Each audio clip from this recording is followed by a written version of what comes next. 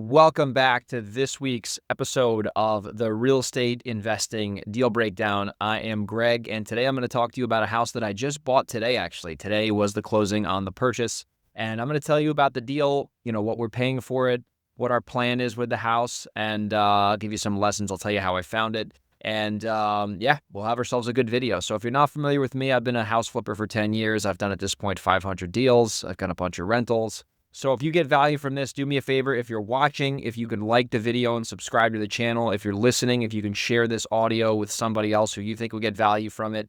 So let's get into the meat and potatoes today. This is going to be part one. The way that the lead came in, believe it or not, was a cold calling lead from early 2025. So we had this lead in our pipeline for over a year until we ended up closing on the property. I remember when the guy called in, kind of told us what was going on. And at the time, it wasn't a purchase the house today situation. It was more of a follow-up. We actually misread the lead and we didn't put him into our top follow-up system. We ended up just throwing him into like a random follow-up sequence in our CRM, and he was getting automated text messages. And what was it, like January 2nd this year, like 2026? He responded to the automated text message system and he was like, I actually want to sell this thing right now. I'm pretty serious about selling. And I personally, dealt with the guy and I was like, all right, well, let's see what's going on. We got on the phone. He ended up walking me through the property through FaceTime. So I saw the whole house, just kind of cluttered and a little dirty, but nothing like seriously wrong with the property. Obviously just more of a kind of cosmetic situation going on. So we were talking about the numbers. After the first call, I made him like a ballpark offer. I think I followed up on the offer that I already made him the year prior. And turns out he was shopping the property around to some other investors, which happens all the time. I mean, that's pretty much every deal. They're shopping the property around, and ended up me and there was another investor involved, and he ended up selling me the property, which was nice. I think I paid a little bit more. I think I paid maybe an extra $5,000 or whatever. So anyways, he had said, hey, Greg, I want to sell you the house. You got it. It's yours. You don't got to worry. We agreed on $315. I looked at the property and it was in good shape, worth $480 to $500. Needs like 40 to 50, worst case. So the numbers make sense there, right? That's not a bad, situation in terms of, the potential profit you can make, assuming you do a good, plan on the rehab. So ended up immediately going into contract. And here's where you can stand out when you're dealing with direct sellers off market is he needed money right away in order to start moving. So I told him, listen, if you sell at my price, I'll give you $20,000 immediately upon contract signing that you can use to move. So instead of me having that deposit sit in his attorney's account until the closing, I issued the attorney to release him the money immediately, which is a little bit of a risk there if there was like a title issue or something. But, in this business, you got to take risks. You got to take calculated risks, and that's what I did. So he got the money immediately. He got the $20,000, which was a big value add. And another thing you got to realize in this business is that he sold me the property below market value. That's no secret. But I was able to bring other things to the table besides the most money that allowed him to agree to sell me the house at a good price. I gave him value, $20,000 upfront like that within 2 business days, which made the closing super quick, got title back, got municipals back. And there was actually some violations on the property that we weren't really aware of. So we actually didn't renegotiate the price. We didn't hit him over the head with a hammer. We just had him fix the violations, which were, a few of them were a little hairy. And he got them done. He got it done in like a couple of weeks. It was super quick. We got 3 closed out permits that he had opened. So then, we scheduled the closing and we bought the house, right? We bought the house. Now I own this property, paid $315 for it. Plan is to put 40 or 50 into it and relist it for $499 in the spring market. So how did I fund the deal? How did I come up with the $315? Do I have it? I do, but do I want to use my own money on all these deals? No. You don't want to do that. You want to use private money if you can. So that's how we funded this deal. I got a private lender involved. I repeat private lender. So this lender that funded this deal, they funded one of my other deals. And they were like, hey, let me know when you got another one. That was awesome. So I said, okay, great. I'll keep you posted. Texted them about this deal. They said, yep, they're down to fund it. So here's the thing that, some flippers might disagree with me here. I didn't get 100% funding here. I put down $20,000 on contract and I only had the lender fund $230 out of the $315. So I'd put down like $100,000, right? And I don't have a problem doing that. Could I have gotten more leverage? Sure. But I also like to use my money to make money, AKA invest my money. So, the best return you're going to get, in my opinion, is fixing and flipping houses because the cash on cash returns you can get are unbelievable. They're unbelievable. I mean, you get 25, 50, 100%, 200% returns on your money if you are doing good, fat, juicy deals. So I have 100K of like equity on this property that I put in my own.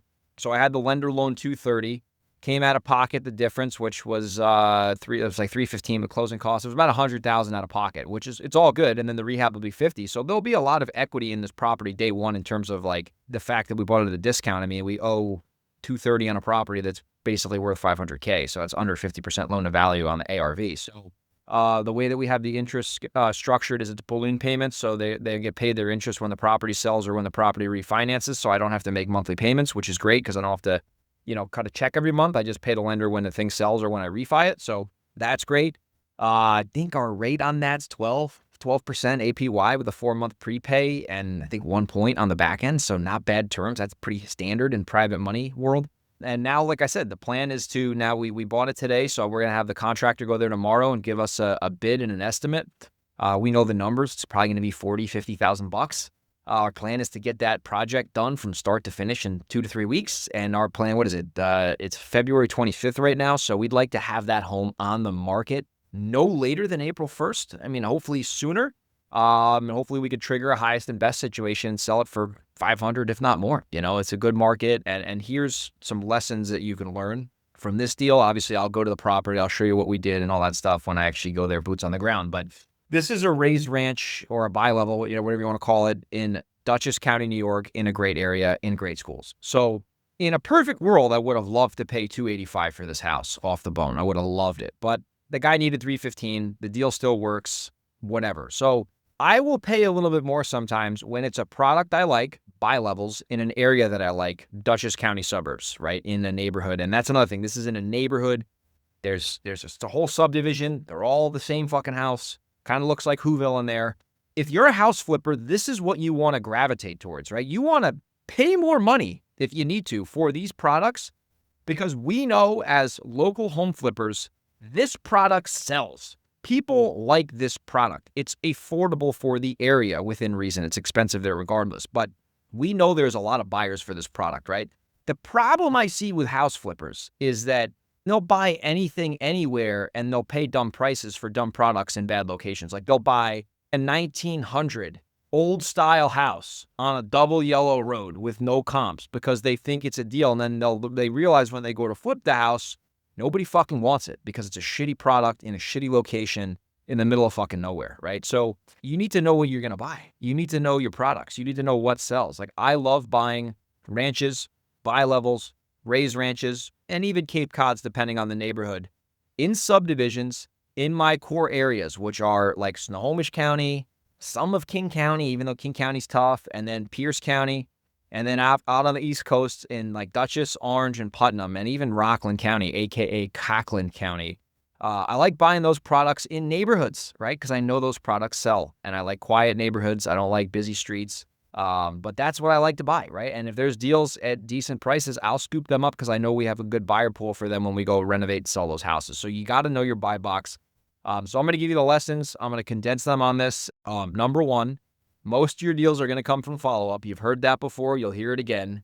And the second lesson is you got to have your buy box dialed in if you're a house flipper, right? Or if you're a landlord. You need to know what properties that you actually buy, what prices you pay for them, and you got to know that like the back of your hand. Because when you have a nice criteria and a buy box figured out, it's easy to decide if you're going to buy a house or not. The third lesson here is when you're raising private money, you don't need to raise 100%. I was fine only borrowing $230, even though I'm paying $315 for the house, because the truth is, if you save money and you're smart with your finances, you should have enough liquidity to put into these deals when you need to. And it's always nice having less leverage because then there's ultimately less money to pay off when you go sell the house. So be flexible with your lenders, put skin in the game if you can. And the biggest lesson out of all this is you got to understand your buy box, your criteria, and that's how you can make quick decisions. And I bought this house sight unseen. I haven't physically stepped place in this house yet, but if you know what you're doing, you could do FaceTime walkthroughs, you can virtualize this business, and that's baseball. So if you have a deal in the Hudson Valley, or you have a deal in Delaware, or you have a deal in the Seattle area, send me an email, greg@velocityhousebuyers.com, or drop me a DM on Instagram @grego37. Remember, everything in life comes down to baseball, and I'll see you on the next video. Take care.